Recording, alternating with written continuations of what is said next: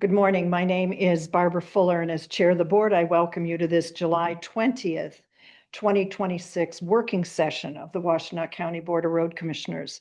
Shelby Rockowick, our office coordinator, will describe how our meetings operate, how to access the agenda packet, and how people may participate remotely. Shelby? There are multiple ways to make public comment during today's working session, whether you are joining us in person or virtually. If you are here in person and would like to make public comment, please fill out the sign-in sheet now. If you are joining us virtually, we will ask you to raise your hand at the appropriate time in the agenda. If you are joining us virtually and are experiencing technical issues with audio or video during the meeting, submit a comment in the chat feature and our IT manager will help you troubleshoot. If you would like closed captioning during this meeting, you will have to manually change your settings. Click on the Captions button and select Show Captions. The audio and video of this meeting is being recorded, and a link to the recording will be posted to wcroads.org in the next few days. There are printed copies of today's meeting agenda on the table near the front door, and it's also posted on our website. And now I'll turn it over to Chair Fuller. Thank you, Shelby. I now call this July 20th, 2026 working session to order and ask Shelby to call the roll. Chair Barb Fuller. Present. Commissioner Gloria Yamas. Present. Commissioner Joanne McCullum. Present. The following directors are in attendance: Managing Director Matt Washtenaw, Director of Operations Adam Leib, Director of Engineering and County Highway Engineer Brent Schlack, Director of Finance Dan Ackerman. At this time, I ask for a motion to approve the agenda as presented. So move. Support. Additions, deletions, or corrections? Seeing none, Shelby, if you would, please. Commissioner Joanne McCullum. Yes. Commissioner Gloria Yamas. Yes. Commissioner Barb Fuller. Yes. At this time, we set aside time on the agenda to receive comments from the public. This is not intended to be a period for dialogue. Each person will be allotted 3 minutes to address the board, and Shelby will explain how people may be recognized to offer comments. Since this is a hybrid meeting with both in-person and virtual attendees, we will take turns between those attending in person and virtually. For virtual attendees, we have provided some instructions on the screen on how to participate and make public comment. If you're attending this meeting virtually and would like to make public comment, please raise your hand now. If you dialed into the meeting from your phone, you can raise your hand by dialing *9. Our IT manager will unmute virtual participants with raised hands one at a time and will announce your username or last 4 digits of your phone number when it's your turn to speak. Please share your name and address before beginning your comments. For in-person attendees, we will start with those of you who signed up on the sign-in sheet as you walked in. If you didn't sign in, you are still welcome to make comment. Our IT manager will notify you when it's your turn. Very good. At this point, I just want to make a couple of comments. Our working session agenda is a hefty one, and I want to let people know that I have set my alarm to tell me when it's 10:15 a.m., see if we want to take a break so that we get to the 2 policy conversations that were delayed from last time because we ran out of time. So in all respect to Commissioner McCullum, who wanted these addressed, we will make sure we get to them. Any unanswered questions on the budget, we will work with the managing director and with finance to see that those questions are addressed and answered completely. With that, Mr. Washtenaw, if you would take it away, please. Absolutely. Thank you, Chair Fuller, and we'll invite Connie up. And she's going to run us through the presentation on the second quarter budget.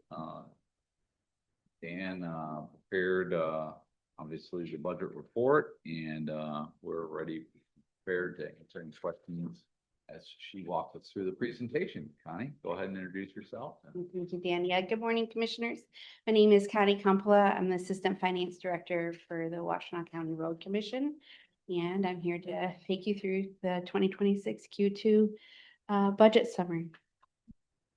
On our agenda today, we're going to go over the executive summary, hitting some of the highlights, and take a look at our revenue and expenditure budget items. And then we're going to, I guess, as traditionally we do, look ahead at the 2027 and 2028 budget years. And then finally, we're going to follow it up with a Q&A. But of course, you're welcome to jump in at any time with any question that you may have. So starting out with the executive summary, good news is our outlook is improving. As we all know, we got a new road funding package this year, and the first two payments from our FTF or MTF were not as we had expected, but we're 5 months in now, and we're feeling pretty good about the MTF revenue that's flowing in. So that's a positive trend. We also went through a state trunk line maintenance review or audit. And so as a result of that, we've gotten some additional monies from the result of that audit. But most notably, we have an increase in our township revenue. I have some, commissioners, any questions at this point? No. Okay, I have a couple of questions on the MTF increase. First quarter, we decreased by $8 million if my notes are, and you said we have an increase of 2 million, so we're still down 6 million. From the original budget, yes, yep. So the budget adjustment that we're going to be asking is 2 million. So that's going to bring us to 39 million, which, if I'm correct, that was what our budget was last year. Okay. So we're back up to level. So that's good news. And How are we back up to level if we're still down? not at the original budget, I'm Okay. sorry, compared to last Yeah, year. compared to last year. So last year, our revenues were roughly 37. So actually, we're gonna be a little higher than last year with this adjustment. So as you recall correctly, we Right. started out very high. We took the state's projections for Right. MTF and just ran with them. We adjust them down a little bit because we're a little conservative by nature. And I look at Dan because that's what he's taught me over the years. And And I'm fully aligned. yeah, exactly. We're all aligned with that. And so we took those revenue projections and then we started getting receipts, and obviously some disappointing results. In the beginning. But the trend now is very positive. Not as large as what was initially projected. But now we are comfortable adjusting it $2 million above last year's revenue. So we feel like we may even do better than that, but conservative approach again, based on our trends of MTF receipts. So we have actual receipts that backs up this adjustment. And I think we're very comfortable adjusting it up $2 million. Much less than what was initially Right, projected, right. but we're living within that Okay. revenue budget, right? Okay. Yep. About state truck line maintenance, Q1, we increased it, as I recall, by 698,000. But on page 7 of this summary, it's 267,000. So have we So absorbed the- an adjustment there as well? The difference in that is, we got additional monies because the winter was so heavy. So, That was Q1. that was Q1, but then, the state reviews our, year or by year, our performance. And so there's always inevitably adjustments that come Okay. from that. So the 267,000 is from one of those reviews, from the 2022 year. So, they also performed the 2023 review, but we're still pending the results Okay. of that. So this reflects the 2022 Correct. audit. Yeah. 4 years ago. So they Yeah. looked back and they said, oh, we owe you some money. Yeah, Well, that was nice that they didn't send us a bill. That's so, right. That is okay. good news. I mean, yeah. Okay. And then the township revenue, 1.68 million. Hmm. Q1, I had a note that we decreased due to projected deferrals. So is that? So are that we is later, covering What? yes, so we'll be covering that at the revenue section of this, Okay. presentation. Okay. Yep. Overall, there were some projects that were delayed in Right. Q1. So the township revenue went down because their costs are not going to be incurred this year.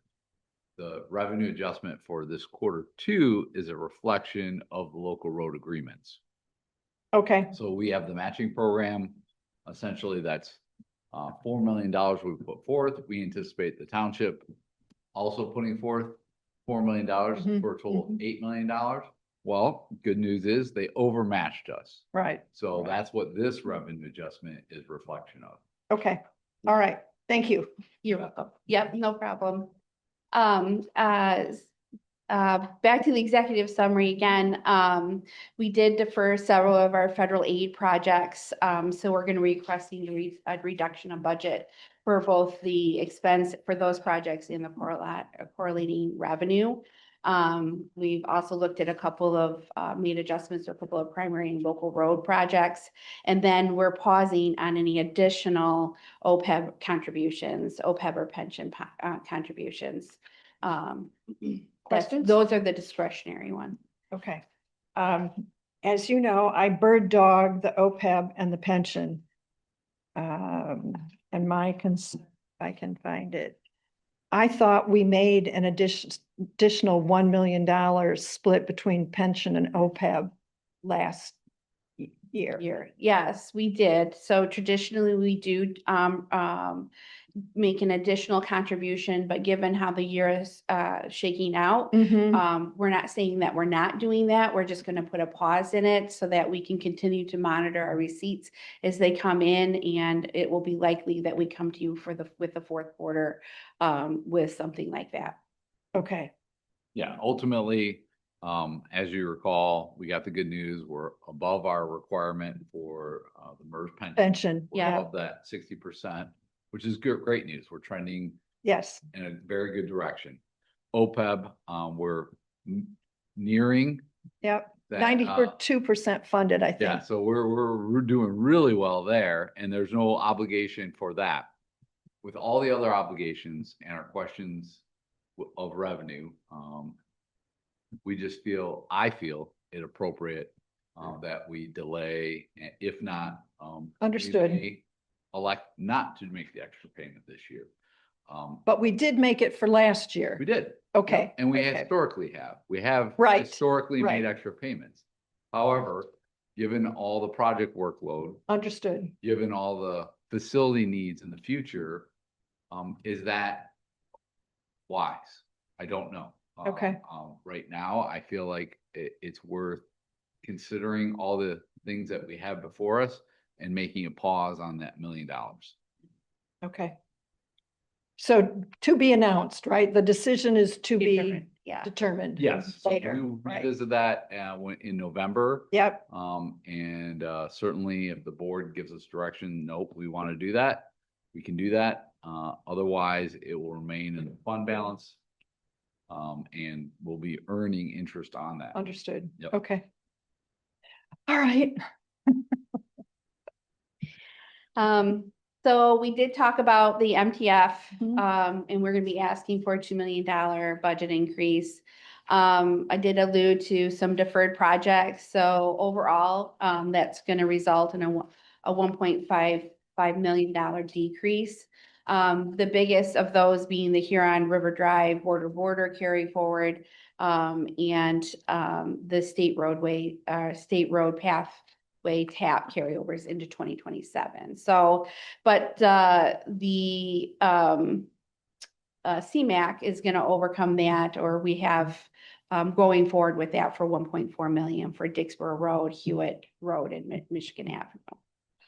And just as a reminder, these are all project-related costs. So when we say we're going to carry over into 27, those costs will certainly eventually will get to construction for those projects, but that is not going to take place this year. We're hopeful that it will be carried over into 27, and these have been around for quite some time. We're certainly in communication with county parks and Pittsfield Township. They're very aware of us moving these projects into 27, and certainly they're working with SEMCOG and making sure those funds will still be available then. The CMAQ funding is one of those funding types where it's 100% funded, so it's great revenue source. And these projects are set to move forward this year. So that's why we wanted to recognize it in this year's budget. So these are all these federal state funds. It's money that we don't actually get. It's funded through the project. Right, So, right. So the first two are pass-throughs. Essentially, and then because it's an investment into our infrastructure in the right of way, we recognize it in the budget, but ultimately it's not money we receive until we actually do the project. Right, So it's not really loss of funding. Right, exactly. okay. Trying to keep up. Yep. Yeah. So here's the state trunk line maintenance. This is what we were talking about earlier.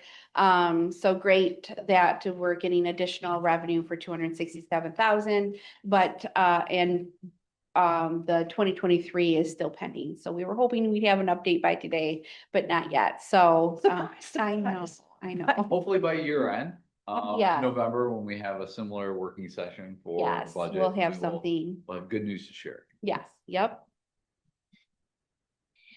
So here is the, this is the win for this quarter here. And so kind of jumped ahead a little bit, but this is our, the township contribution. So, this slide here is a perfect example of how local government working together to support its residents, where everyone is winning. So, from the board approving the $4 million match to our leadership team who have been working very diligently with the township leaders to the townships themselves, making the additional contribution above the 4 million. So our local roads wins here with nearly a $10 million investment into the community.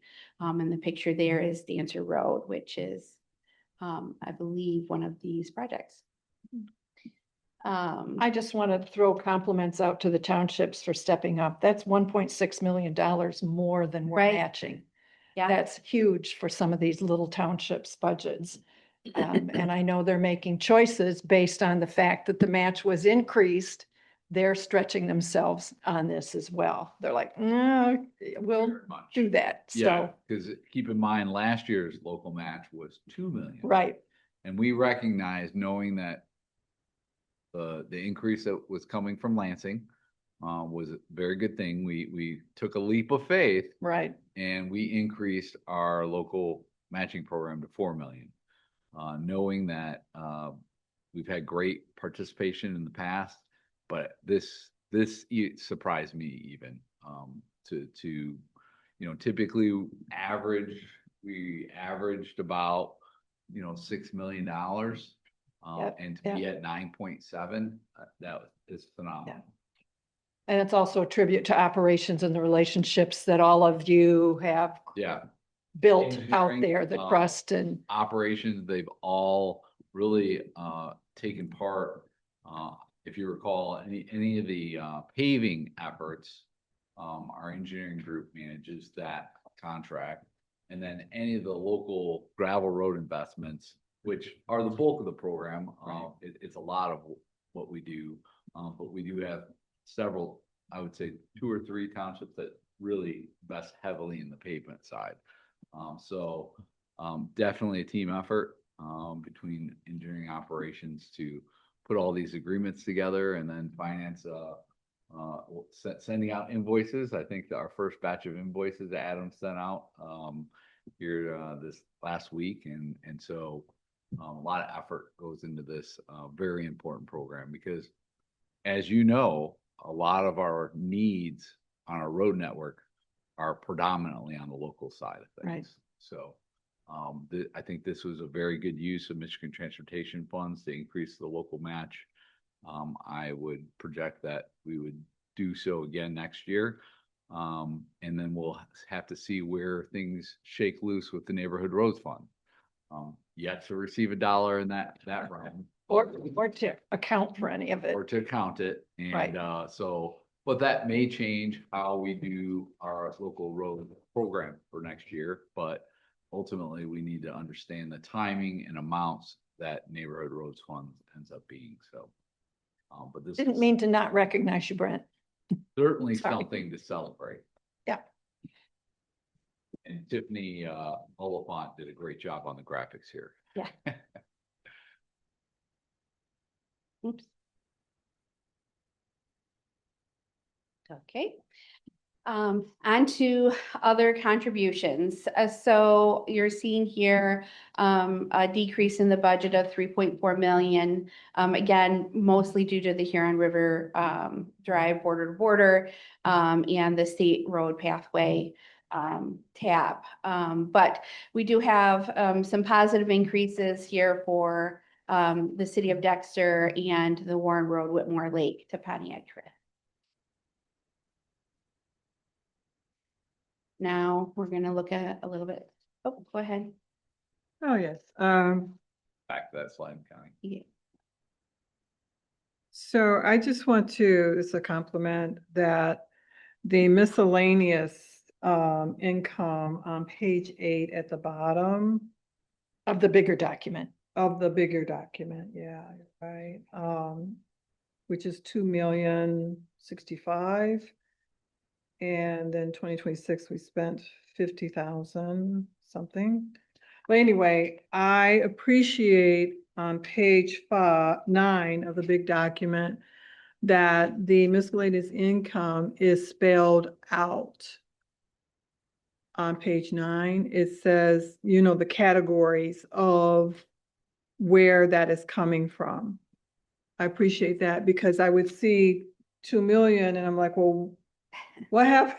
Yeah. I mean, it's good, but What what is happened? miscellaneous? Yes. Yeah. Yeah, because sometimes miscellaneous, like, oh, it's just miscellaneous. Right. But here it was spelled out and I really appreciate that. Thank you.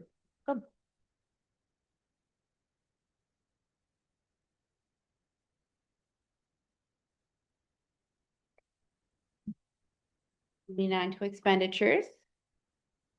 You'll see here overall, we're going to be asking for a budget decrease of about $3.4 million. These are the major projects that make up that balance of the decrease. So again, back to Huron River Drive, the border to border, and the state road pathway tap. But we're also seeing increases in other projects. And this could be for a variety of reasons. Certainly, we understand the project delays, so that border to border and state road tap projects have been delayed to next year. But there have been some increases in costs. We've been seeing in bid pricing, and so we're adjusting the budget to reflect those. So there's certainly a budget adjustment for the Warren Road is a new project which we added. I'd like to highlight that one is, so Warren Road Bridge over US 23 is under construction currently. Ann Arbor Township and the Road Commission certainly are aware of the condition of Warren Road. It's in very poor condition. It is a primary roadway between Whitmore Lake and Pontiac Trail, I believe. And so the idea here is before we open that road back up to traffic, after the bridge gets done, we want to address the condition of the pavement. The good news is MDOT increased the height of the bridge quite a bit because it was getting hit. How many Several hits over the 3 years that you've been around. Yeah. Certainly, so raising that bridge up was one of the goals.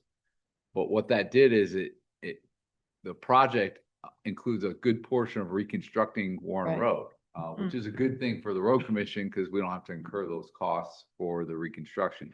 But there'll be several segments left that are in very disarray, very deteriorated state that we want to address before reopening to traffic. So we're hopeful that we can coordinate with the bridge project and our contractor for the countywide, and we would pulverize the remaining portions and resurface Warren Road. So that would be a new road segment from Whitmore Lake all the way to Pontiac Trail, including the new bridge over 23. So that's the addition of that project. Significant investment, but one that we knew that was going to be coming. We are hopeful that the speed and schedule of that bridge replacement would allow for that. So that's yet to be determined. We're hopeful, and we'd be prepared, given this budget adjustment, to do that project if timing works out. The last project, the Island Lake, that 400,000 is just increasing cost due to bidding. We have seen costs increase, and you can imagine with all the fuel pricing going up, the cost of construction and everything related to construction has gone up this summer. So that's that increase. And then the CMAQ project we talked about earlier, we just are able to execute that project for this fiscal year. So we're adding it to that budget. Yes. Commissioner McCollum. Yes. So I'm going to go back to the Huron River Drive, border to border. I had a meeting, our committee on that in a Parks and Rec. And there was like 3 different designs that they were going to do. I was just wondering, have they picked one? Is that why there's a decrease in the amount? So there's not a decrease in the cost of the project. but Okay. Brett, please come up. I saw you out of the corner of my eye. I just wanted to hear you, Brett. We're removing. Yeah, that's okay. We're removing the project from this year's budget. It's not a Okay, decrease. It's the entire project's getting removed from this year's budget and then being moved to next year. And as far as where we're at in the design, I know right-of-way acquisition is a big component of that. So I'll let Brett speak to that. Yeah, Brent Shellac, Director of Engineering. Yeah, we're still working through the design portion of that project, and there have been a few iterations due to the railroad and some of our NEPA clearance. So we're working through those challenges, but we have come to a conclusion on where that alignment's what that's gonna look like. And so we're finishing the design portion. And so then we'll basically be ready for whenever the other right-of-way acquisition gets completed, and we're ready to submit it for bid. And then hopefully all the other federal funds follow along, and there's still some work there. But yeah, we're continuing through that design, and we're gonna finish that. And then we'll be ready and prepared for whenever. which design was chosen? Yeah, so it was chosen that, so the pathway, the alignment, you're talking for the railroad, it basically is gonna follow along the shoulder of the road. Okay, And then cross that railroad. So that was what was decided, meeting with the railroad and with MDOT. So that was the design that was, there's some treatments that they're gonna have working to get across the railroad, but they did come to that. and that's not the one that would go through someone's property? Correct, Okay, good. correct. Yep, All right, thank you. you're welcome. And Brent, whose money is this? It's Parks and Rec's money. Correct, yeah, so this will be all, so it's federal dollars, and then the match will come through Parks and Rec, and then Parks and Rec is also funding the design Right. portion of that project. Yes. Okay, just, So we'll have some design costs for this year, but no construction costs. Correct, yes. Yep. okay. Yeah, thank you. I'm sorry, Oh, through the chair. Commissioner Yamas. I'm sorry, as we were going through expenditures, and I'm following through the big page, that you provided us on page 10, it begins with administration costs. Right after page 9, miscellaneous income, and then administrative expenses. It refers to, on page 15, the appendix A. I just have a question and would like a bigger breakdown of legal services. In 2025, we spent $10,275 on legal services, and we had budgeted $60,000 this year, and we've gone through 58% of that thus far. So I'd like to see a breakdown of those expenses, like what we've spent on where those expenses have been. Arbitration, investigations, all of that. So I'd like to see that expense, please. Sure, we can give you invoices for legal services. Okay, thank you. Mr. Ackerman. Dan Ackerman, Director of Finance. So just a reminder that 2025 column is through June. So that wasn't the entire year. That was just through half of last year. So Okay. I just wanted to clarify that. Okay, so does that mean part of this 35,000 is then the other half of June? So you're looking at 2026 through June. Right. compared to 2025 through June, so the same timeframe. Okay. Yeah, I just want to Okay. clarify that. Thank you. Yep.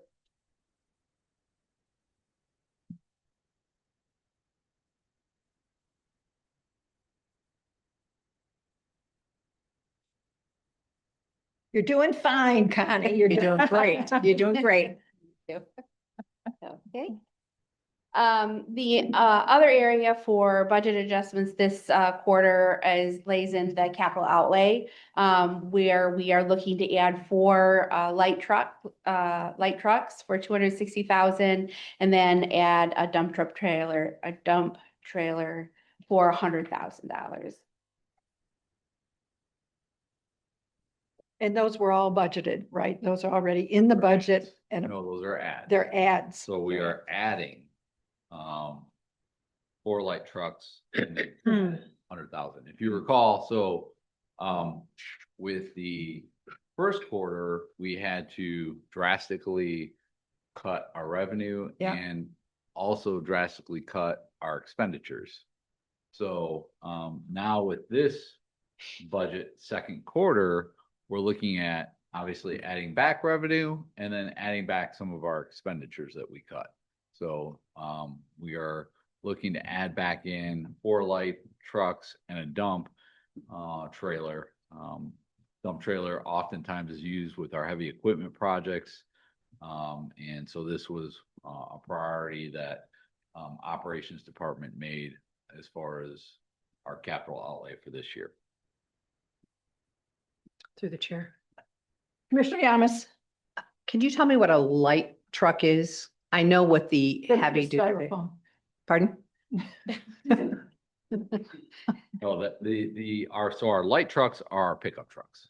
Okay, thank you. Yep, yep. So oftentimes the foreman vehicles, or some of our group leaders or inspectors for engineering are the primary users for our light truck fleet. Okay, thank you. And we do have a plan for replacement, right?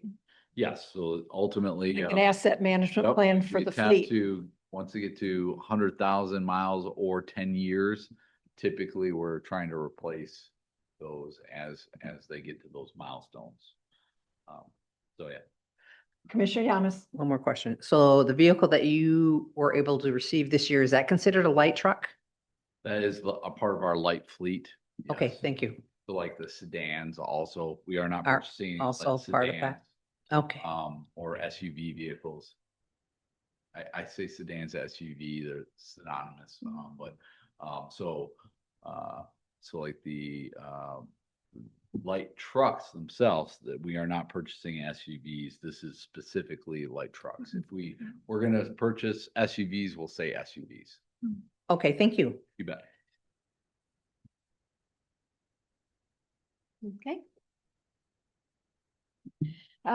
So just to wrap up the 2026 Q2, the key takeaways here are that our financial position is significantly stronger than we first expected.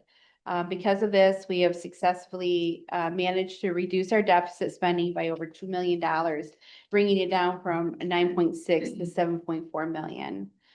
With the largest spending drops, again, is at Huron River Drive and the state roadway pathway. But we are still pushing forward again with the CMAQ corridors, Warren and Island Lake roads. As a result of this strong position, we are now projecting our fund balance to be $20 million by the end of 2026. So this is a very good position to be in, and we're within our range of recommendation of 18.9% of expenditures. And if you look on page 4 of the budget document, it shows the overall Right. kind of balance sheet, so to speak. Hmm. And you can see we were initially at for a fund balance of 17.7, and now we're trending even more positive with these adjustments in revenue and expenditures. Now we're going to be just north of 20 million for fund balance. So feel At very, this point. at this point, feel very comfortable. But to your point, revenues have been more fluctuating in this year of change. And I think we're in a conservative position to ride out the rest of the year. And then we'll be making projections for next year as we talked in November.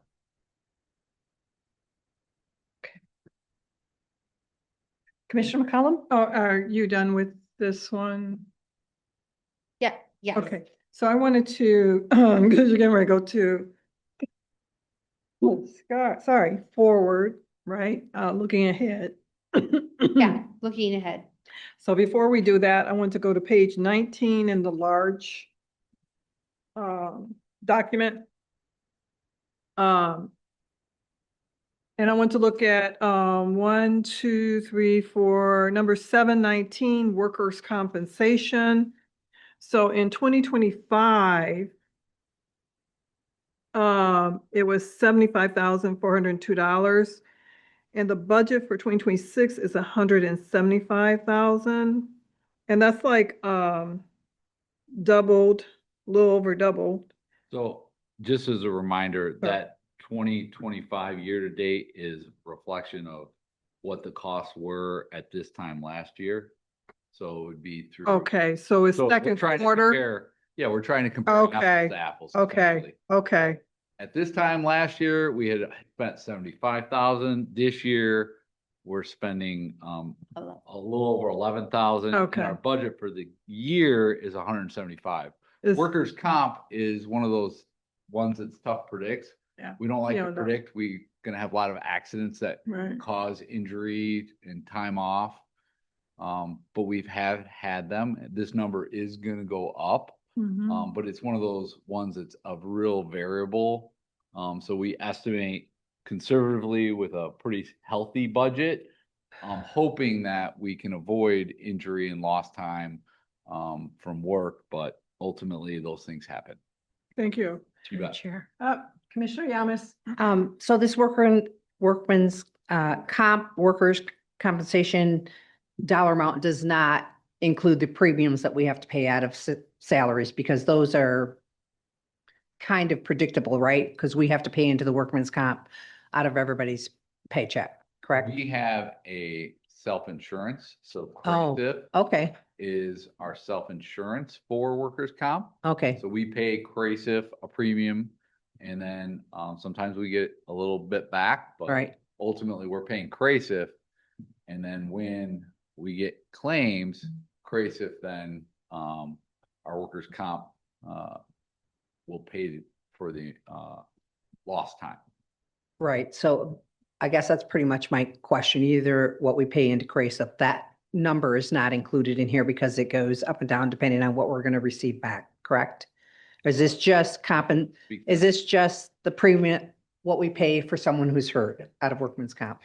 Dane Ackerman, Director of Finance. This is what we've been billed from CRASIF. And if there's been any adjustments, I think there was an adjustment based on some favorable numbers.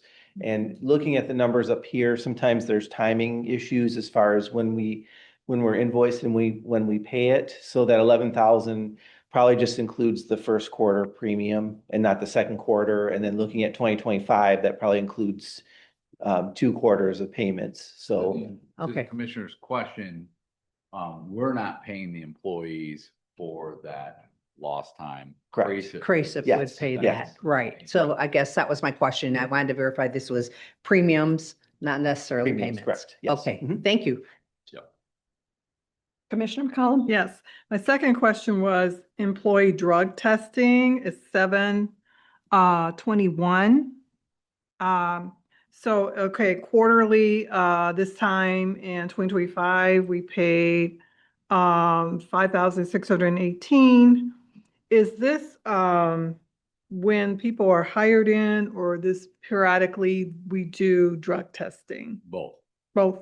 Yep. Okay. We don't decide the random testing because in its name alone, it's random. Yeah. And we have a firm that essentially administers that random testing, and then those costs for the tests then come to the road commission. We pay those. Okay. And that's where ultimately that account 721 is That's where right. where it lands. So what's the name of the firm? I don't recall. Okay. I can get you that. Okay, thank you. And my next question is looking to see if I'll the wait till she finishes. Yeah, that's okay. I'll call you. Go ahead. The association fees, number 730 and 861. I was wondering if, I think I know some of the associations that we contribute to. I was wondering if I could get a list of all of our associations that we pay fees into, if that's okay. Absolutely. Okay, that's all for me. Commissioner Yamas, Sorry. So the postage has jumped quite a bit from the you're last. still on page 19? I still page 19, Fine. item number 727 postage. Okay, So in 2025, in those 6 months period was $229. And this year to date is $3,549, which is quite a jump. So can you help me Send with out that? more letter for community engagement. Yeah. So honestly, that's. Oh, what it is. that's- So That's right. if we want to engage our public via postcards for the local road program, we're going to pay 80 cents a postcard. Well, this is great. Yep. News. Go ahead. Sorry, Dan Ackerman, Director of Finance. At times, our postage machine runs low and then we have to buy some more for our mailing machine. So again, it could be a timing issue too. I understand. So do we not get a discounted rate for postcards opposed to letters? I mean, the postage machine that I had previously, I'm just going off has that changed? I Like- believe that was a recent discovery that, yes, the postcards can go out at a lower rate. Lower rate. Shelby's shaking her Our head, yes. project letters, Yes, we correct. do have to pay the postage Yes. of 80 cents. first of So all, yeah. we will, so people within the project limits for projects like, hey, we're gonna have surveyors out and we're starting the design process. That's a lot typically. Bless So we'll pay the full freight for that. Yeah. For local roads, when we do the postcards, we do have a little lesser break. yeah, For it those. should be a lesser. rate. Yep. But we are definitely increasing our postage expenses Yes. based on our community engagement. Mhm. Yeah, for a good cause, which, Absolutely. thank you. 100% Thank you. Agree with that. And the size of the postcard matters too. So when people say, why are these so little? It's because we're being efficient and cost conscious. So, okay. Commissioner Yamas, Commissioner McCollum, That's what I said. Why are they so little? And they Oh. said because of the cost. That was me that said that. I don't remember you saying that, but I believe you. Okay. Yeah, it matters. Indeed. Okay. Okay, anything else? Thank I'm you. good. I think we're good. Good. All right. Okay. So the last page, in the large document, but what we'll be talking about. You Oh. can go ahead. Oh. Yep, but with the presentation, but I just want to get folks Yeah. looking at that sheet. So 2026, we're predicting to leave us in a very good position to lead us into 2027 and 2028. So let's take a look at our look ahead. So for revenues, our biggest revenue dollars, of course, are MTF. And the state does have projections for those. We take a look at those and we do massage them a little bit down to be conservative. So 2027, we're looking at 43 million is our budget, and 2028 is 44 million. The neighborhood roads fund, we do have an estimate in there of 6 million. Again, the state does have projections for this. And we have come in at a very low number of 6 billion. It would be irresponsible not to budget for NRF because we know that we'll receive something, but we don't have enough history, obviously, or data points to really, go with the state higher estimates or whatnot. And So. just to give you points of reference, I believe the initial projections for NRF for Washington County were near 12 million. So we 14, I took- think it was 12 and 14. Okay, 12 and 14. So we half that because Because, of a lot of reasons. But you can understand we're taking a very conservative approach, given the corporate income tax is a pretty solid source of revenue for the state and a predictable one. We feel confident in going half because the 24% marijuana wholesale tax is one that we've seen the projections underperform. and also potentially with it being challenged in court. So we thought, as Connie indicated, if responsible to at least put a much lower number, but also just make sure that it's accounted for as new revenue, which we know that we're going to receive. It's just the timing and amounts is the question. Okay. So on the other side, our budget projections do include all federal and state funded projects.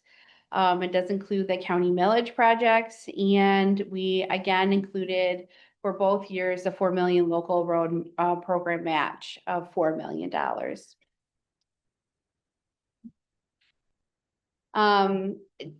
We do want to address the fact that we did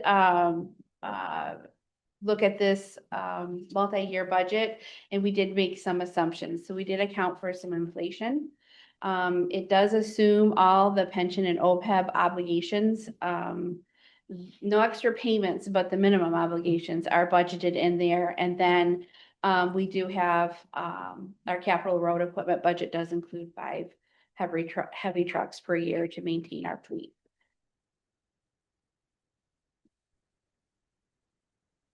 To wrap up the fiscal outlook, we can take a look at the net impact. We anticipate $2.7 million in deficit spending for 2027, but the good news is that we clear a hurdle in 2028, and we are budgeting for a modest surplus of $694,000. By the end of 2028, our projected fund balance will stand at 18 million, and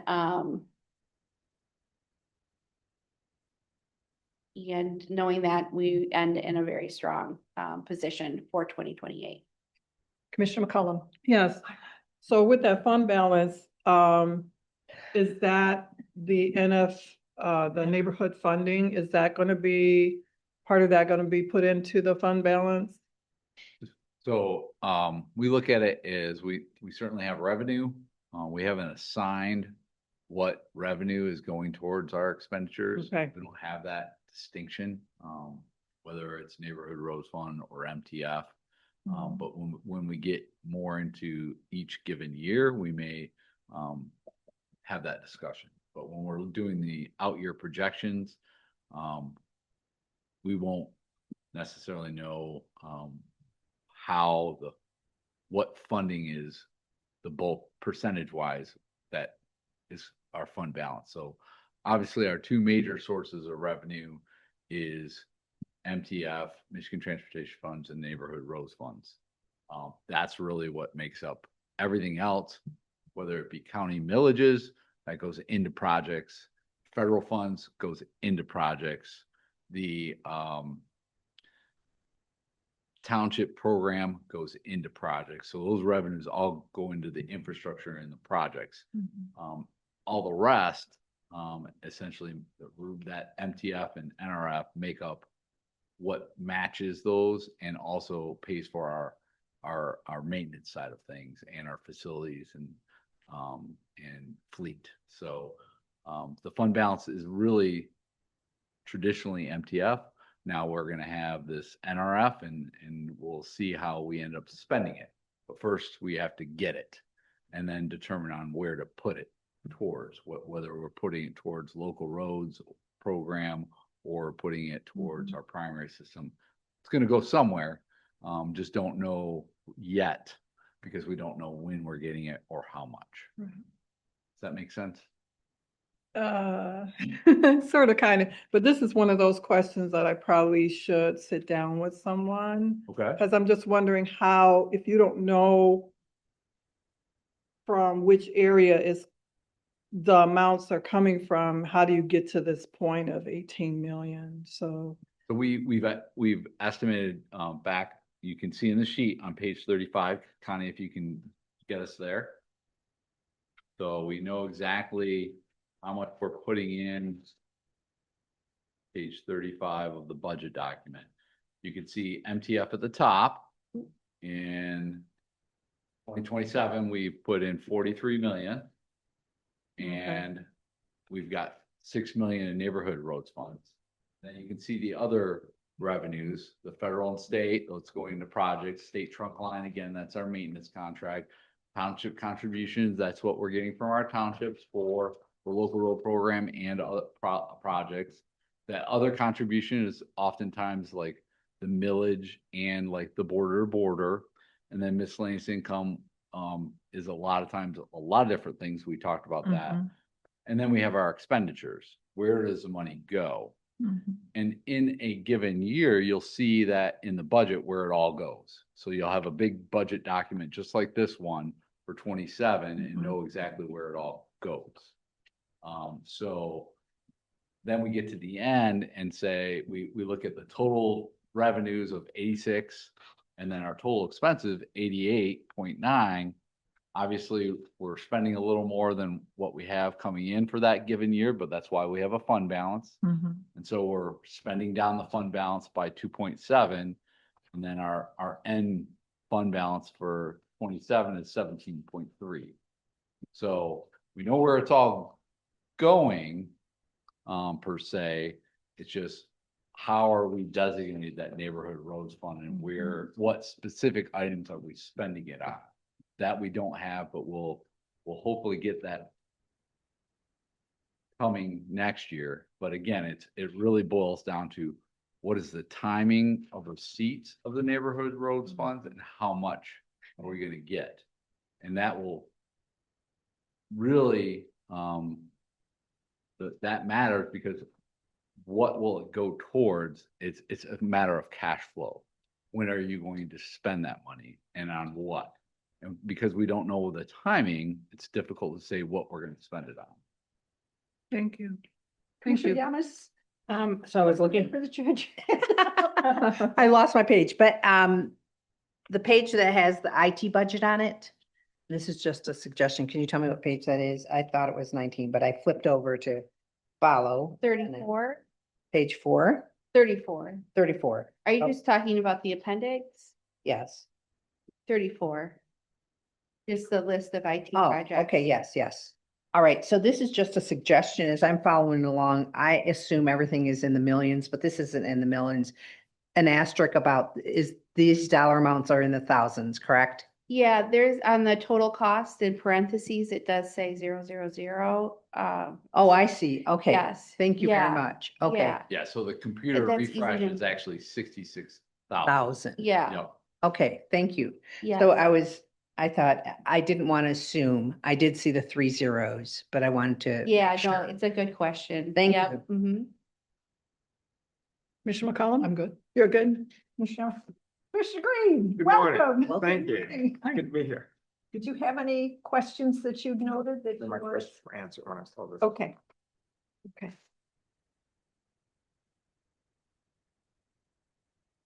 Well, that does actually conclude our presentation today. Of course, if you have any more questions, we're willing to address those or happy to address those. But I do want to say before closing that this report is a massive team effort. And I want to thank our staff and our directors of operation and engineering for all of their time and collaborative efforts. They really know their departments very well. And so it was a pleasure working with them on this budget and this project. And so I also want to give a special thank you to Dan, our finance director, for his steady guidance and support through this process. This, of course, is my first time presenting to the board on something as large as this. And then I want to thank Tiffany Oliphant, who took me aside, brought me into this room, and had me run through the presentation, hooking it up. And the support here from how the road commission employees support each other here is incredible, and it is a very good organization to be a part of. So anyway, if you have any further questions, we'd be happy to take them. Commissioner question. Green. I think Matt just answered it about the improvements that we're going to make to our facilities. That's coming out of our fund balance, correct? So, Totally. yeah, I'll let you talk. to Eventually. this So eventually, yeah. ultimately, we have not identified facilities projects in the look ahead. Okay. We do not have things planned. We have certainly those feasibility studies, which we're gonna lean on and lean into in the coming months. But right now, we do not have plans for those major investments in the look ahead. That's one of the reasons why I think it's very important that we have a healthy fund balance and we continue to save for those future investments. Because ultimately, we're gonna have to finance some of that or most of that, and we're gonna have to have a down payment for that financing. So think of it like buying a house. You got to have a substantial down payment and then you finance the rest over time. That's how I see our facility investments going to work. I don't anticipate them being built before in these look aheads. I feature that probably something maybe get started in late in 28 and into 29. So that's something yet to be determined. So right now, the financial look aheads do not include any major facility investments. I see. Okay. Thank you. You bet. Commissioner Yamas. Thank you. You Did did you a have great job. Team chair, that's what I wanted to say. Great team. So thank you. Thank you. And I've noted several things I need to follow up with both Commissioner McCollum's questions and Commissioner Yamas, and I will CC the entire board so that you see those answers and that backup data that was requested. Great, thank you. Just want to say, thank you. Great job. Thank you. And all questions answered. And it was transparent, clear, easy to read, easy, to understand what wasn't understood. Questions were asked and answered. So thank you, Connie. You did a great job. Thank you very much. Anything else? Commissioner Yamas, sorry. One more thing I have to say from the beginning of me coming on, I have watched the improvements on the reports and how much the finance department has worked on transparency and ease of what, because I remember the first one I went through, be it my inexperience, and I have a lot of experience with treasury reports, how much easier it has become. And I appreciate the work, the continuing work and effort for Dan and you on to make these easy to read and understandable. Hopefully the public can do the same if they choose to look at these reports, which are available to the public. Absolutely. Thank you. Yes. On our website, we will get it posted. So, Yeah. and transparency is the goal. Thank you. I would draw attention to page 3 of the large budget document. When comparing it to Q1, I noticed that the 4-year roads and non-motorized millage is not called out separately in the Q2 document. I'm not criticizing, I just would greatly appreciate having us continue to draw attention to that funding source and its value and where it goes. It won't be too long before we'll have to consider whether or not we request ballot access for renew and restore of those dollars. So along the way, I feel very strongly we need to make the case that we're good stewards of that money. We say where it's going to go, and that's where it goes. But we need to make sure that we point out that that's a part of what we're doing, and it's an important source of funding. I also want to thank you for including the Q1 in advance of the Q2 updates in this document. I was bouncing back and forth a lot and thought, oh, thank you. You've conceptualized what was said in the first quarter and repeated it in this document. I'd also like to hear in the future the impact of fuel prices on what we're doing. I understand that we negotiate for those expenditures. It's not like us at the pump. We go in and, oh my goodness, now it's over. It's approaching $5. We have a different way of budgeting and projecting how we're going to cover fuel costs. But I'd appreciate a little more in-depth explanation on what the impact is and how we're going to accommodate it. Mr. Washtenaw. Yes, I just wanted to point out, say thank you. We will get that added back into the executive summary Okay. on the millage. Certainly we can. I agree, it's worthy. I think our focus was so much what's changing from quarter Sure. one. Again, it's not a That- criticism. I that just really executive summary, appreciate. But I think Yeah. it's very important for someone that just picks up the document. Yeah. And this is the first time reading our budget, that it's important to highlight, so we'll get that added back in there.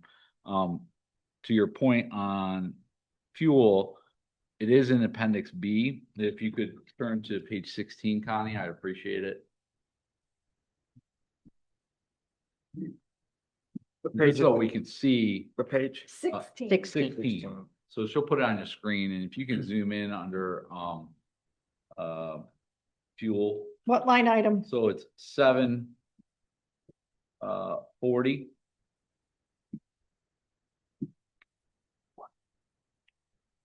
So if you go up a little, 74003, 003, and 4. 003. Yeah, so you can see diesel fuel expense. So Mhm. right now, our total for the year budget is 850,000. Last year at this time, we spent 286,000, and this year we're at 319. So you can kind of see where we're at as far as costs for diesel fuel. And then on the smaller side, we do use unleaded for our light fleet. Yeah. And so you can see those costs are marginally up. Overall budget for unleaded fuel is 230,000. We were sitting at 73,000 last year. We're sitting at 77,000 now. So we are seeing an increase in fuel, and that's where it's at in our budget. So it's under operations. Yeah. And you can see the diesel fuel expense and the unleaded fuel expense specifically for fuel costs. But as I mentioned, fuel is in everything we do. Right. Whether it be project costs, things that we bid out. So anytime we're seeing an escalation of prices at the pump, it is impacting all that we do. Because anytime that we have a project, we have to truck material to that project. That trucking cost goes up. So whether we're doing the work ourselves or we're having a contractor do it, the project costs are going to go up. What that percentage is, it just depends. I just think it's important for us to remember. Yeah, absolutely. The ripple effect It of is a what's big going ripple. on, right? Yep. Okay. Commissioner Green? Yes. Now, I was under the impression that fuel was negotiated previously. Yes. Is that correct? Yes, so we have a contract, but the contract, again, we've talked in depth, and I'll ask Adam to come up so you can explain.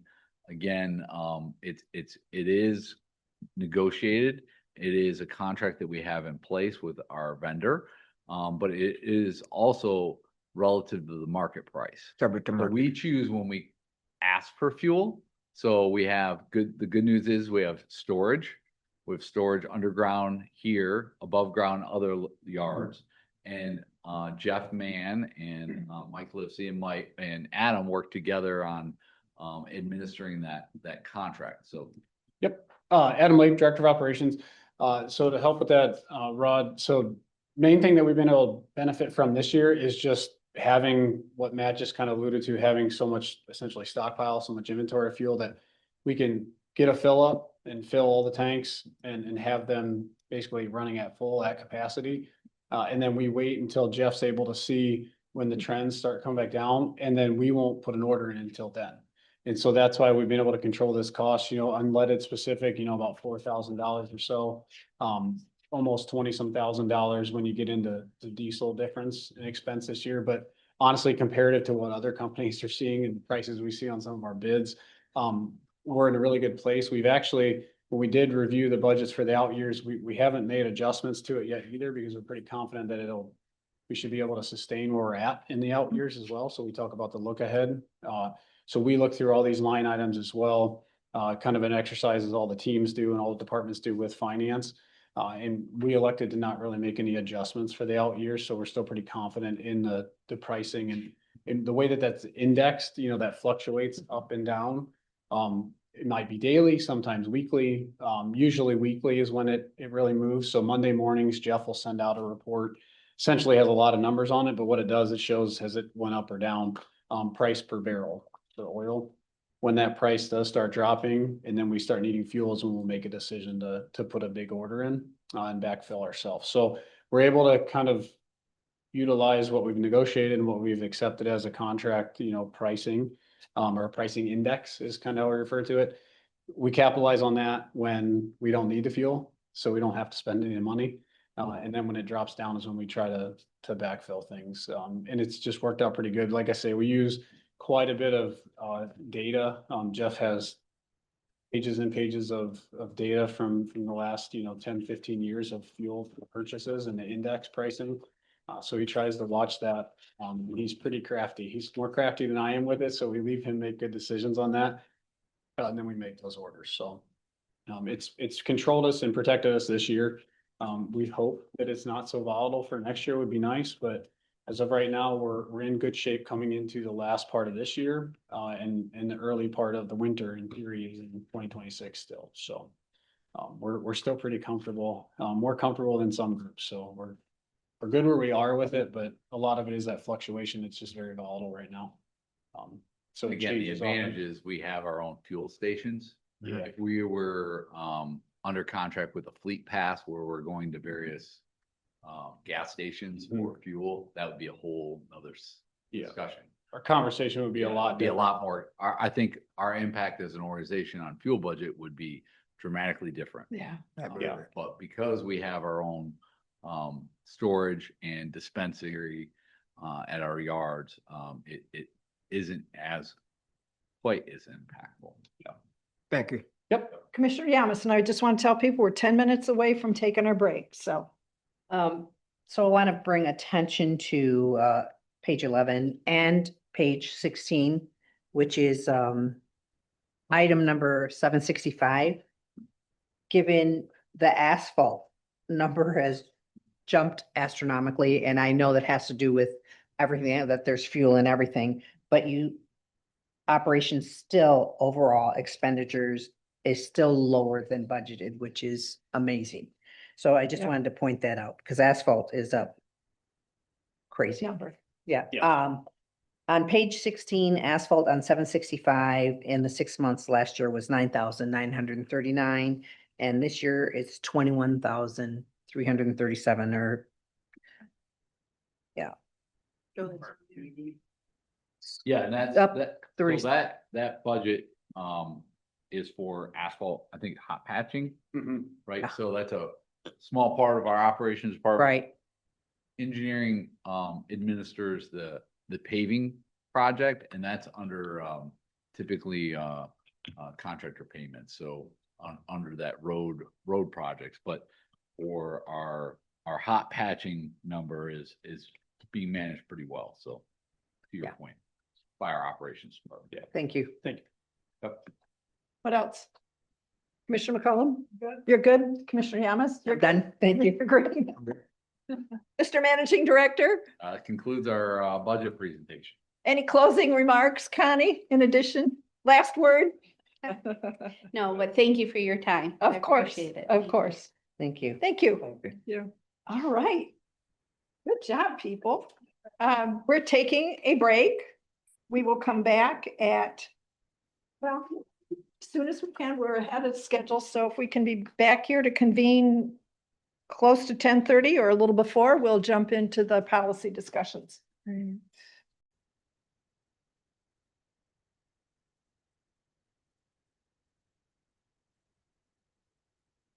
All right, welcome back. We have returned from our mid-morning break. We will move on to the discussion about two policies as the agenda reflects. And I will pass it over to Mr. McDonnell to facilitate this conversation. Thank you, Chair Fuller. I wanted to just kind of talk about these next two items. I don't have anything prepared. So this is a time which we are looking to talk about the community engagement policy and the tree policy. Want to hear what the concerns, what issues we're trying to address. And then ultimately, after today, we can put into any desired revisions into a draft form for a future working session meeting, which we then can bring it back, have further discussion, and then ultimately take it to a meeting for approval if there's a desire to make a change. So I don't have anything, again, formally to present, but I'd like to take each of them individually, and then I'll take copious notes and along with Shelby, and then we'll work to address concerns, comments, desired revisions into a working document, present that draft at a future working session, and then ultimately move it forward. So with that, we'll start with the community engagement, and I also want to thank Commissioner McCollum for providing comments previously. At our last working session meeting, those were emailed out, so certainly we can walk through those. But we'll start first with community engagement, and I'll now be quiet and listen. All right, Commissioner All McCollum. right, thank you. So I just want to do just a little tiny intro of why I suggested that these two policies be put on the agenda. So while reviewing the community engagement and tree policy, I find that there could be more transparency to prevent community conflict. The value of transparency in a policy document lies in its ability to build trust, clarity, and accountability between the organization and its stakeholders. Transparent policies clearly communicate the purpose, scope, and reasoning behind rules and decisions, which helps people understand what is expected of them and why. This openness reduces confusion and misinterpretation, leading to better compliance and fewer disputes. It also promotes accountability by making it easier to assess whether actions align with stated objectives. Ultimately, transparency empowers stakeholders by providing them with the information needed to engage constructively and confidently with the policy, enhancing overall effectiveness and community support. So with the community engagement policy, the notes that I have, the first paragraph under directive, I looked at it and feel that there would be more transparent to add the sentence after the last sentence, that this policy ensures that engagement is consistent, timely, and aligned with the WCRCs. And I got that from the vision of the WCRC under guiding principles. It says, first bullet promotes openness and transparency in decision making. The next change that I have is under goals. And I did have a page attached to in red to see those goals that I'm suggesting. And I thought what would be helpful and more transparent, the notes I have is WCRC's goals is to maintain strong, proactive engagement with the community, including residents, township officials, and other elected leaders. This policy outlines the specific engagement tactics that will be used based on the scope and scale of each road improvement project. Another note I have is under representations. And I have these representatives are responsible for ensuring that engagement activities are coordinated, consistent, and responsive to community needs. And that sentence would go above when it starts with the managing director. These, so it's explaining what these specific representatives would be helpful to community engagement. And that's all I have for the notes for community engagement. Commissioners, any other thoughts?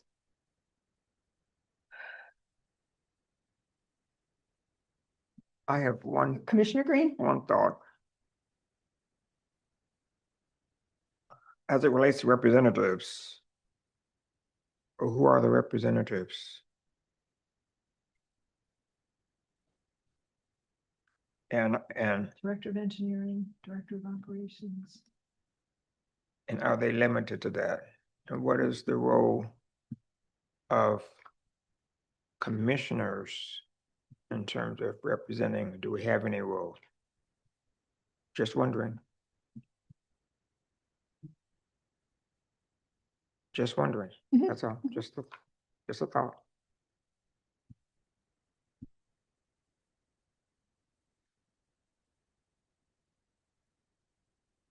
Any other thoughts, questions?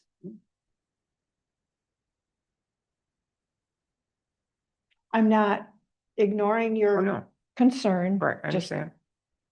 Yeah. looking at the managing director's suggestion about how today's comments will be Oh, sure. woven together and language developed to I bring. only it raised back. that issue because I know that however we communicate with the public, that we should speak as much as possible with one voice. Mhm. And I think that has to be, or should be emphasized, so that there's no conflict as to where the board stands on a particular issue. Okay. Commission, I'm sorry. Sir. Commissioner Yamas. So the original organizational policy states right here, representatives. So you want what the representatives are, the managed director, director of engineering, director of operations, communications manager will work with board of county road commissioners of the county of Washtenaw County. So my question, I guess, is to Commissioner McCollum. I made the assumption, and maybe I'm wrong, when this in red, you were adding to that paragraph, right? These representatives are Yes. responsible for ensuring the engagement of activities. So that would go under who the representatives speak to immediately, right? Under the third paragraph that says representatives, that's where you want that information to go. Go ahead, Joanne. Yes, I would actually like it to go before because it says these representatives. Okay, I guess it can go after. these represent, Yeah, it could go after that. Because it's explaining, being more transparent about what these representatives are doing. I'm not questioning where it should first to go, but I think in answering Commissioner Green's question about being clear, so it Mhm. speaks to who the representatives are, and I think you were questioning who the representatives were on that red, Commissioner Green. So I am fine with it going before or after, not that we're making those decisions now. Oh, but okay. I recognize what you meant by representatives and that adding that sentence. Did you state that or I just missed it, that it go before? I the- did say that I think it should go before. The managing director and so on? Yeah, Okay. and then it states the representatives. Okay, thank you. Because in that way, it does speak to who's speaking. Correct. Thank you very much.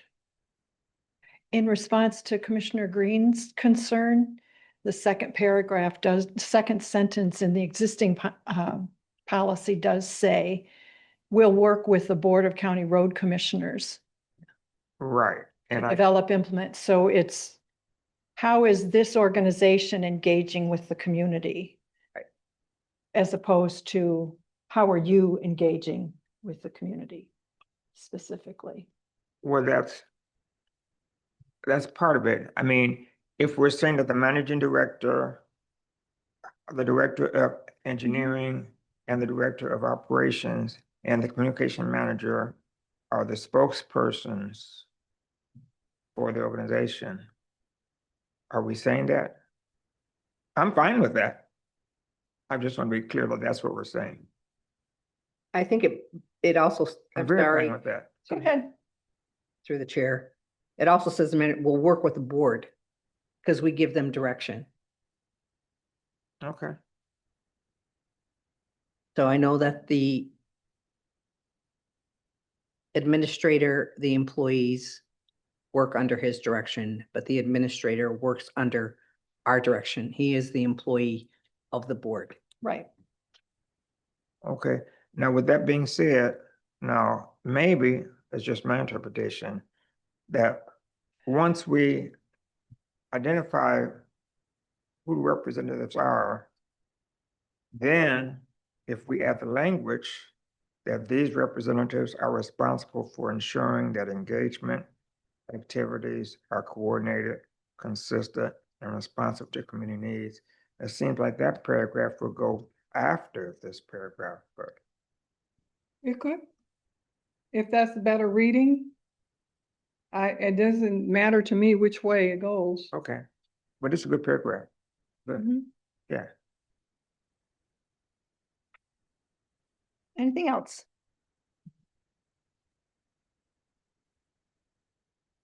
Matt, you have any points? I think that You'd gives like me clarified, direction on or- that. Okay, And again, I think this will provide for us guidance on creating a revised document for consideration. okay. Okay. We will move on to the tree policy, if that's okay. Commissioner McCollum, did you want to explain your concerns? Yes, so in the first paragraph of the, actually, it's the second paragraph under intent. I have wanted to add, suggest adding another sentence that by adhering to this policy, the WCRC commits to responsible tree management that safeguards both worker safety and environmental health.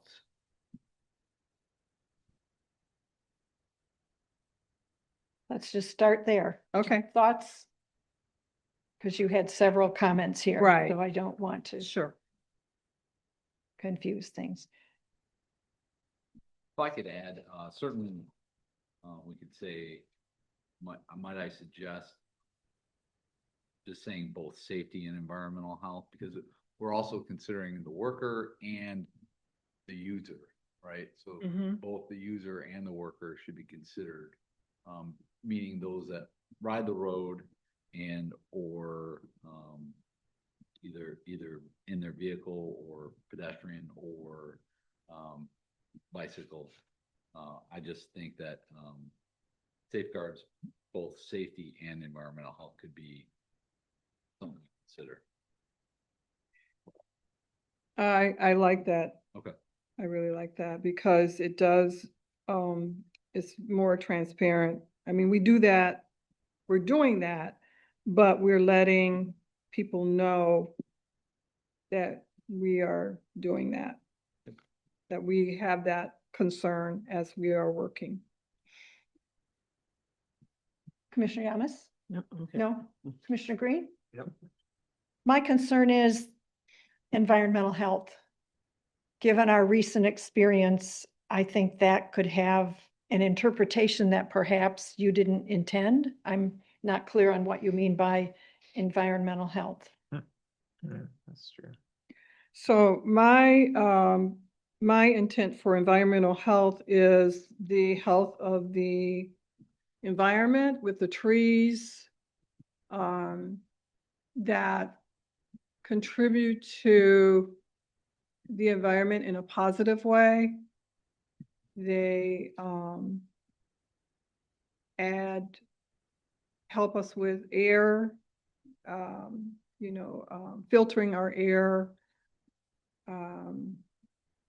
There are trees, places for animals to live, is an aesthetic component of our environment. So I think that being transparent, that we are concerned about the environment is transparent. I would think we would be concerned about the environment. I could be, maybe we're not concerned about the environment, but I think we should be. Do you believe we are not?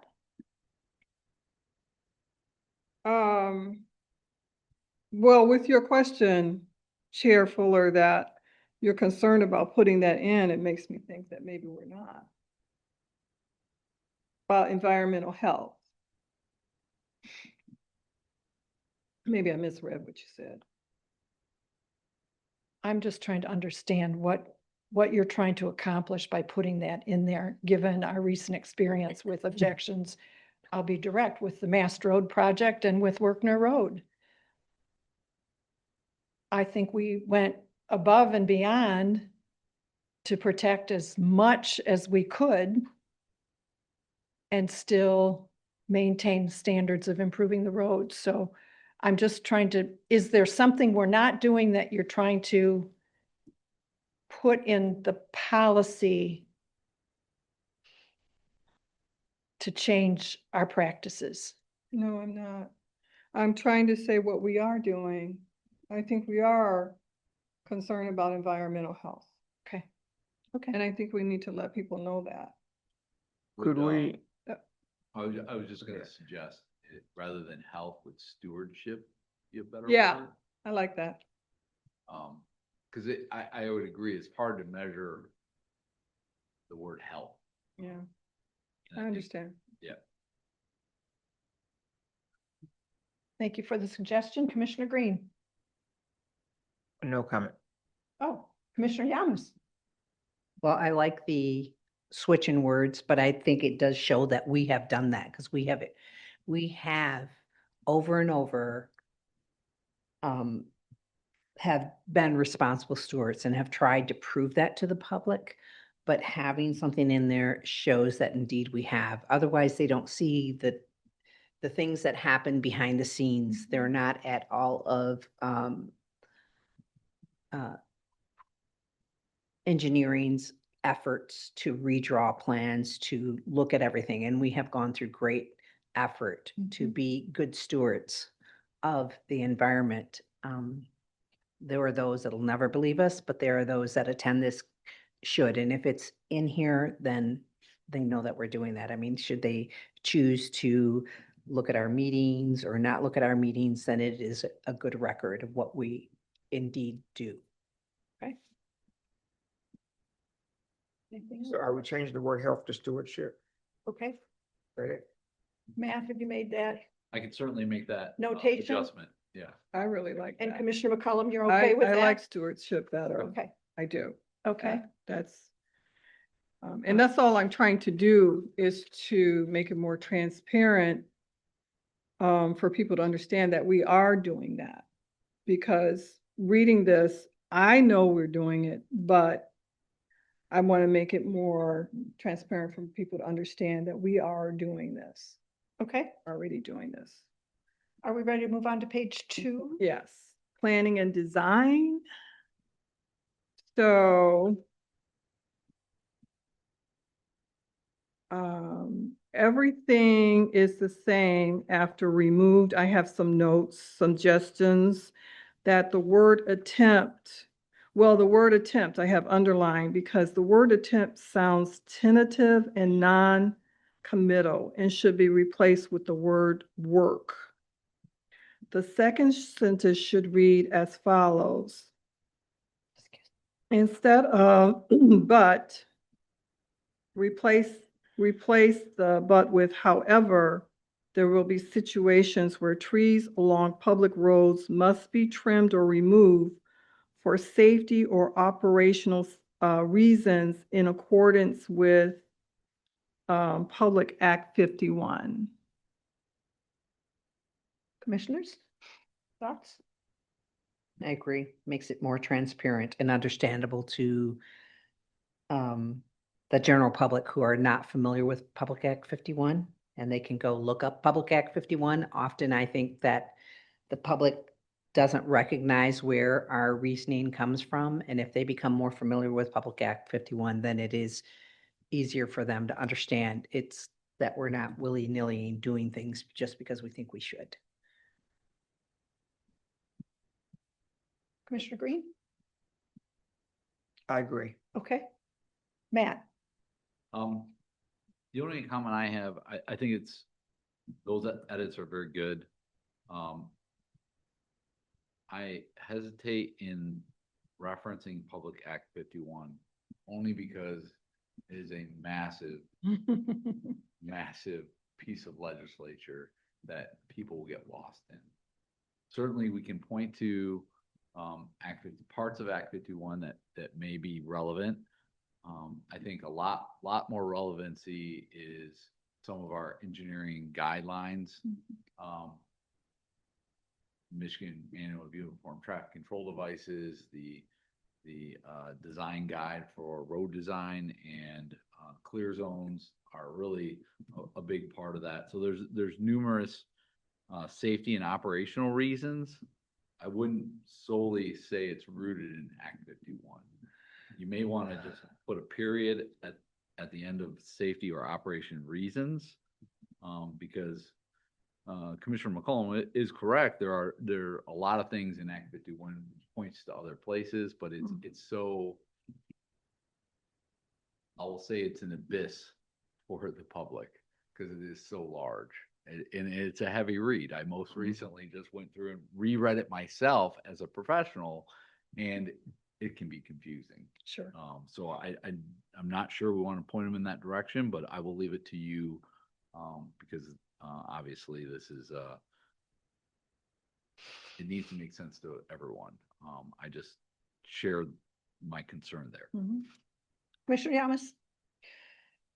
I understand your reasoning about the PA 51, but as I've read it and explored it, and Google and AI is great, right? So I've been able to pinpoint specific things about the tree policy by asking specifically to go to that. And I don't want to assume, but anybody who is looking for a specific issue about the tree policy can go to Act 51. And even in the state of Michigan, as I've looked up MSL laws and the tree policy, it is able to send me directly to pages and to the information that I'm seeking. And I would like to give that the public, I don't want to make any assumptions, but should they be interested, that far interested, would be able to do that and not have to read the whole document. You can put anything in Explorer, Google, like, can I plant trees? Can't I plant trees according to PA 51? What is the environment? And it will break it down and take you right to the page and or ask specifically for other things. I mean, I don't, like I said before, giving the public enough information, then they know where to go look and know that we're not making up rules for ourselves in this particular county. And maybe we could add other references, Act 51. I know Brent's got acronyms Yeah, exactly. coming out his ears. Public Act 51. Call it out. Stowe and. No, and to your point, that is a great point. There are other resources now that can break things down in a more concise format. And maybe we should reference Roadside Design Guide, ASHTO, some of What's these the other federal one? There's another. Michigan Manual of Uniform Nah, Traffic that Control one. Yes, yeah. Those are I'm sorry. references that Yeah. we should make available. Like we aren't just making this up. Right. These are common guidelines, that national standards for road and safety. So yeah, we can certainly list that. I think that's fair. If we list them in addition to Act 51, I would definitely feel more comfortable. Commissioner Green? So what's your recommendation, Matt? So I certainly can take a stab at incorporating these comments, and then I can add in other references in addition to Act 51. Okay. I guess. Frowning. you know, Yeah. Jeff's When not. I was thinking about your recommendation as putting a period after reasons, I like that idea simply because I can envision a situation where someone might look at what we're doing and say that we're not in compliance with Act 51. and make that a reason for an argument. Hmm. If you just say for safety or operational reasons, that gives us some latitude to act outside of Act 51 parameters. But if you say in accordance with Republic Act 51, now we're locked into it, and any deviation from it gives a cause for us to raise my hand and say, hey, you're not in compliance with the law. And I think that's an interesting point. I think no matter what, any of the revisions, I'm certainly gonna run them past legal. So we will get that question addressed, from a liability standpoint. But I also think about planning and design. I think we do want to make the public aware of some of these guidelines. So I think I take Commissioner Yamas's point very well, that, you know, that public does need to know that we're not just making up our own set of rules. That's true. So we want to, under planning and design, we want to kind of demonstrate these are the different guides that we're and standards that we're adhering to, in trying to obviously thread the needle on safety and environmental stewardship. It is a difficult needle to thread. Also, where I, where I thought of this is I've had several questions from constituents asking, why are you doing the road like this? Why are you removing trees? Why are you doing this? You know, so that's why I thought this would be helpful, because to help them understand why we are doing what we need to do. So that's why I thought this would Yeah, be fair. good to put in. It also provides guidance to staff. Yes, A thought, yes, tell me how this feels. Okay. After operational let's see. For safety or operational reasons, guided by accepted construction standards, help me with the words, so that it addresses your concern about, are we making random decisions just because that's what Right. we decided when we crawled out of bed today? Is there any standard that we're adhering to, being guided by, which I think is come on, you guys live with this every day and have to actually implement it when it comes to contracts and bids and dealing with Yeah, and I think we vendors can and, definitely take this conversation and put more thought into that text and revisions, and then have legal review it, and then bring it back to the board. how does that, is that that sounds okay? good. Yes. Okay. Yes, that sounds good. Okay. The accordance word, like with you, that kind of rings a bell for me. I prefer guided by rather than in accordance with, Okay. so. And you can throw in sounds as good. many acronyms as, I don't We'll know spell all it these out. We'll spell acronyms. it out. okay. Anything further on page 2, planning and design? All right, page 3. So I have under notification that, that should be that, whole, 3 paragraphs should be after intent and before background. I'm just suggesting that it flows better. They're just moving that section. Yeah, I do have one sentence here. I'm seeing this. It's, one, It's in red. okay, it's in With red. you. To residents within project limits before any utility or survey flags are placed in their yards. Adding that in. What do you all think about that? Go ahead, Matt. Oh, sorry, Commissioner Yamas, I didn't see. Are you okay? Yeah, I was just, I'll wait till Matt responds to that first. Okay, certainly, I think that's been a lesson learned from working a road. Yeah.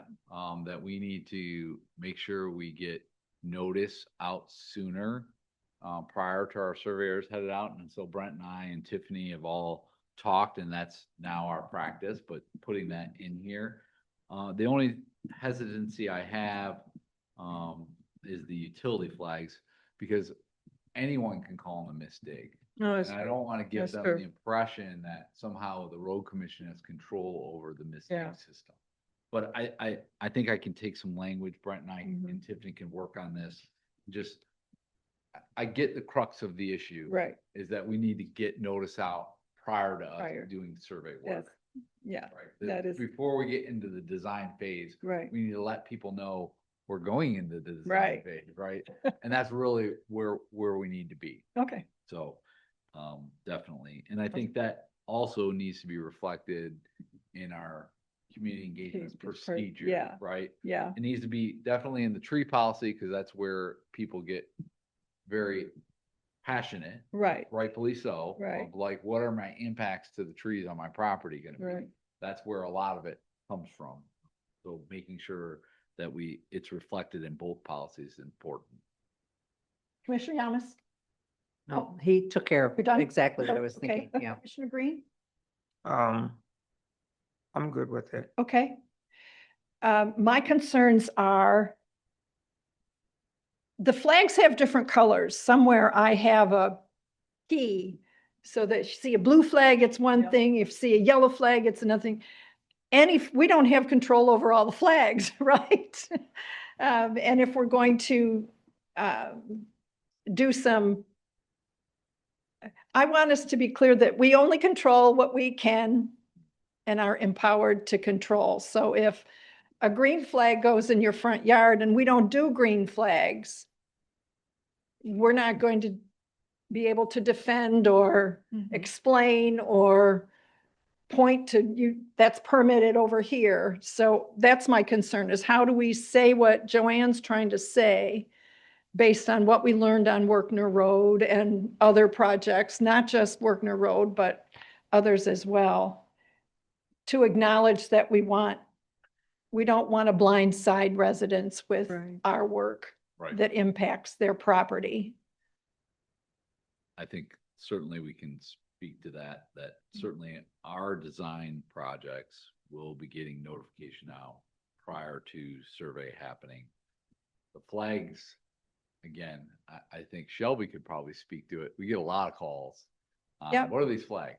And so that's And not. it's not anything even we can ours. Control. Yeah. As a resident, if you're gonna dig in your yard, you're supposed to like tell the misdig system so they Right. can go mark it, so you don't inadvertently take out your own internet or hit a gas line and cause safety issue, right? I'm sure a water main. Right. Yeah. So those are the kind of things that you're trying to identify. So oftentimes, they relate that to road work, because absolutely, whenever a road work gets started, the first thing we do, whether us performing the work or a contractor performing the work, they call them the misdig system. Right.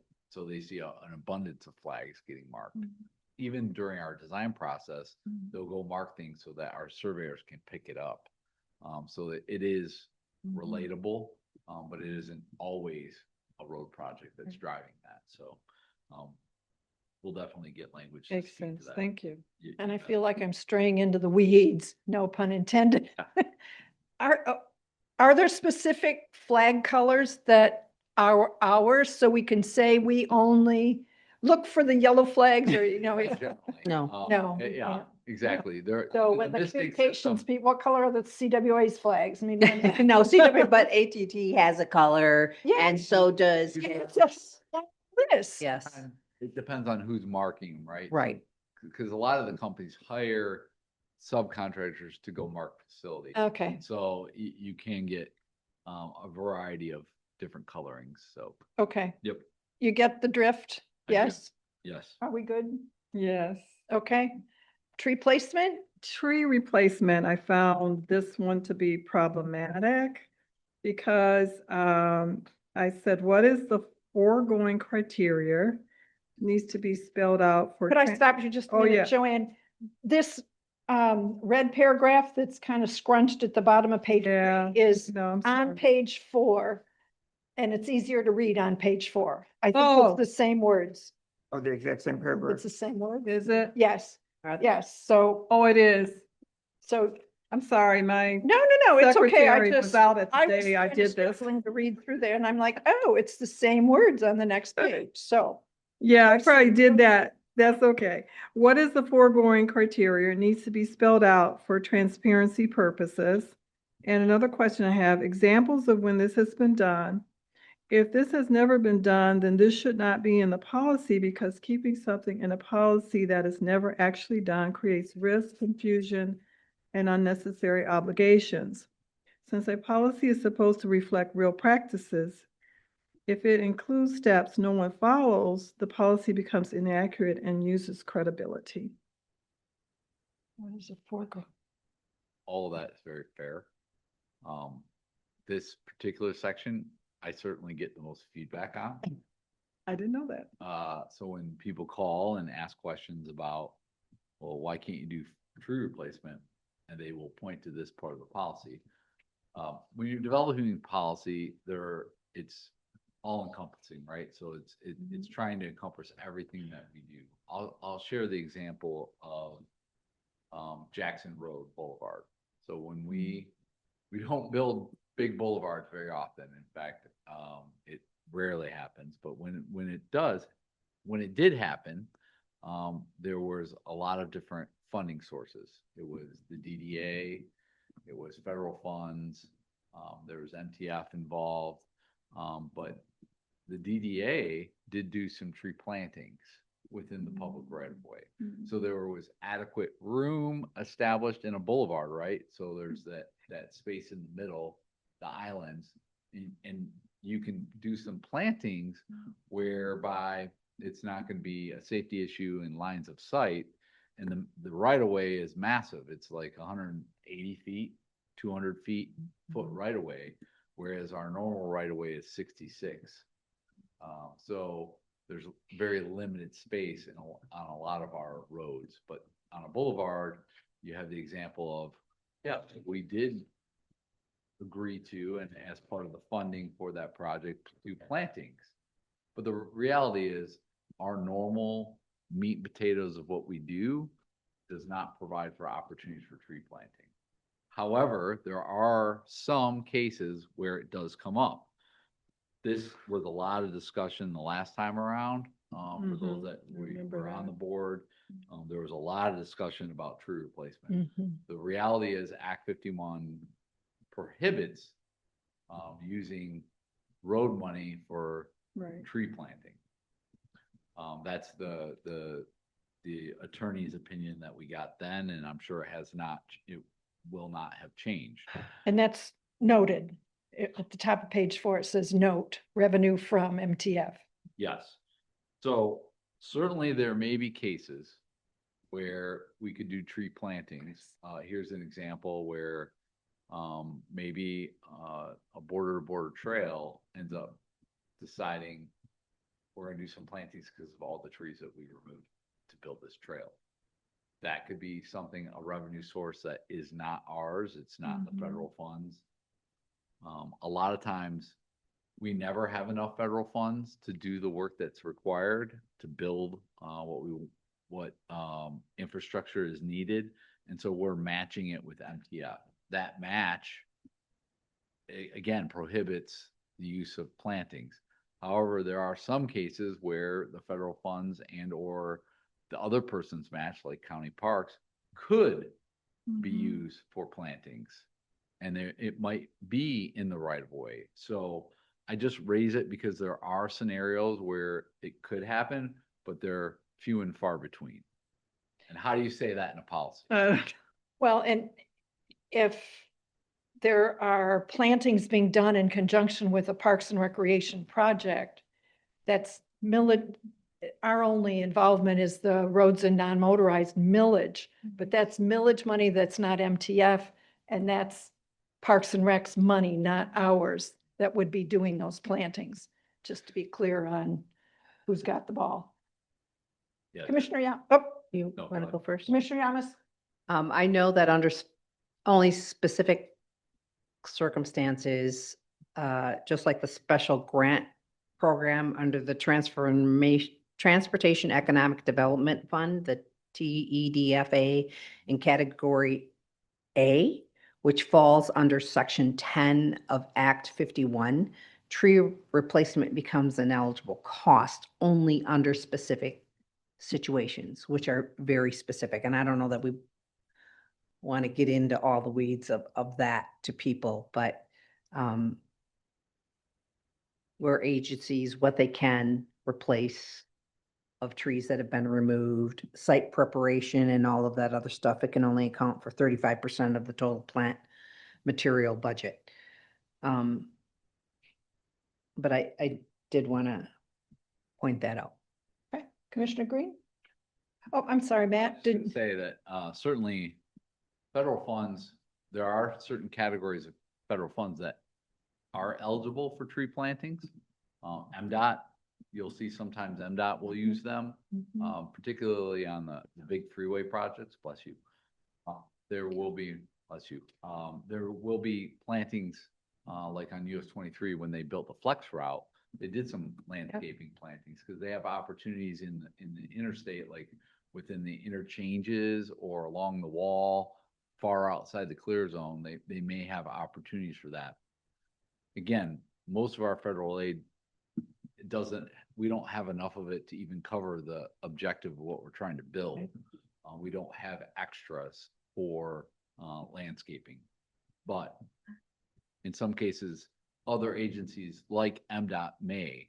So to your point, there are circumstances where there may be funding available that, again, it's few and far between those opportunities.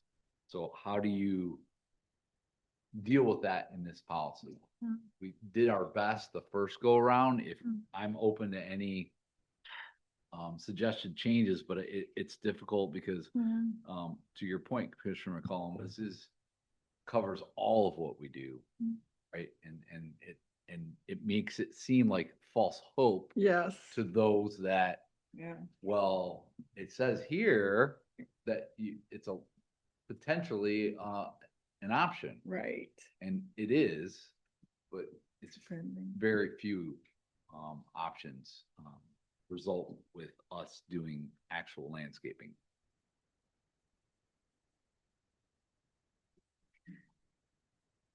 other thoughts, commissioners? Go ahead, Commissioner McCollum. So Matt, and I didn't have anything as far as language because I don't know the specifics of the criteria, which you just explained. And even though you explained it, I don't, I would have to sit down and really think about it, but I know you and others could probably delve into that. Brent and I can take a peek. Okay. Why don't we look at it and see if we can't come up with some revisions that address this false hope. How's Yeah. that? That sounds good. Good phrase for it. Matt, if I may I ask your staff if they have any comments, input, thoughts? 3 heads are better than 1 or 4 or? I think we're just doing a lot of listening, and Okay. certainly, if there'll be time where we can share our concerns. Okay, just, The next go around, I think when we get a formal revision, run it by legal and okay, re-present it to the board.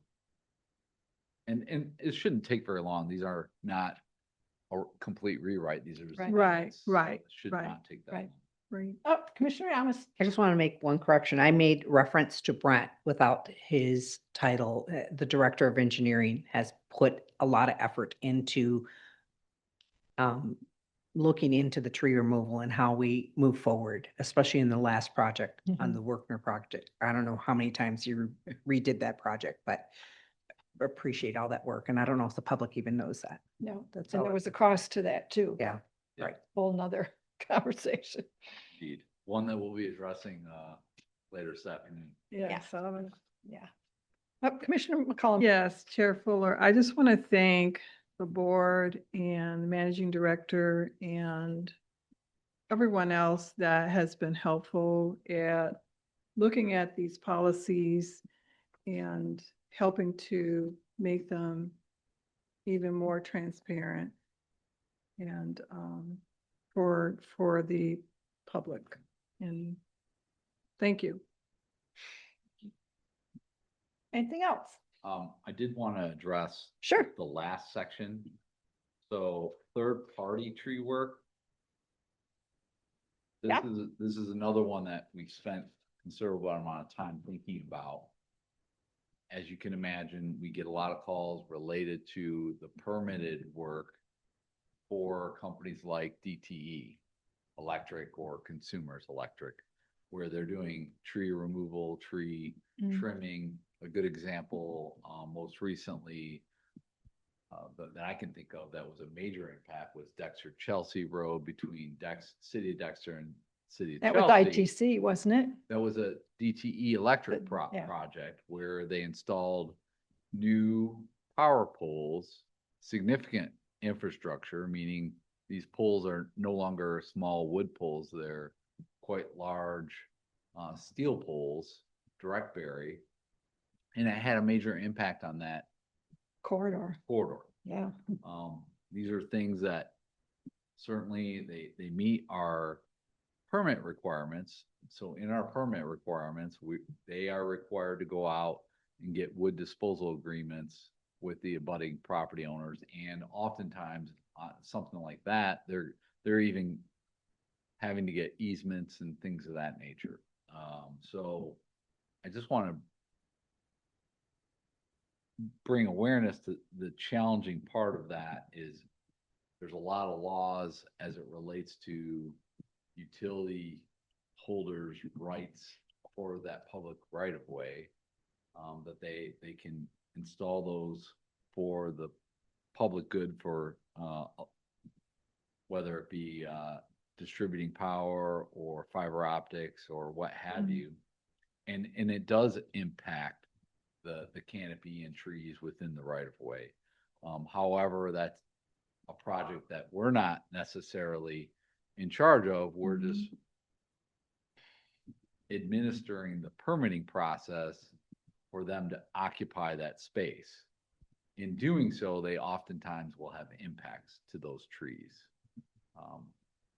I just wanted to try and address that because it certainly had some comments, Commissioner. Trying to talk it through. Okay. Conditions of permit, that language at all? Because I've often been asked, why aren't you stopping them? Why can't you do this? And the response has been, there's a permitting process that we have authority over. And if they meet those conditions, Yes. we have to issue the permit. That's exactly right. So we do have conditions as it relates to wood disposal agreements in our permit.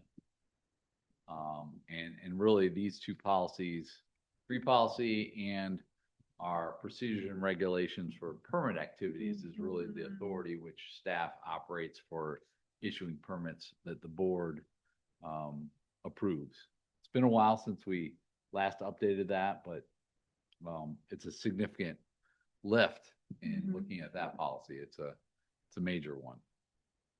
So are you thinking of putting some of that in this one, the third? We should reference our permit regs. I think Conditions the of third permit, they meet them, we have to issue the permit, Permit regs. or we're Yeah. just going to spend our I think we need to future in court. make sure we're referencing that so that Okay. if the public gets a hold of the tree policy, they know that there's another policy out there which